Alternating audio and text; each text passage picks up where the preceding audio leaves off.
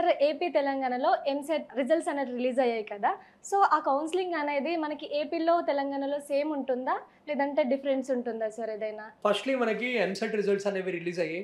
Telangana results మనకు almost 2, 3 weeks back వచ్చాయి. And AP results కూడా లాస్ట్ వీక్ వచ్చాయి.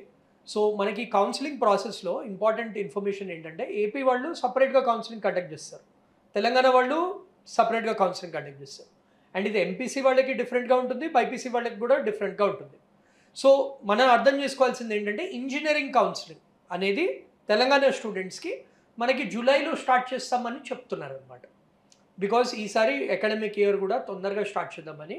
సో, మొన్న కూడా మన తెలంగాణ బోర్డ్ హెడ్ కూడా మనకి స్టేట్మెంట్ ఇవ్వడం జరిగింది. బికాస్ లాస్ట్ ఇయర్ దాకా ఏమైందంటే కరోనా వల్ల అకాడమిక్ ఇయర్ అనేవి డిలే అయిపోయింది.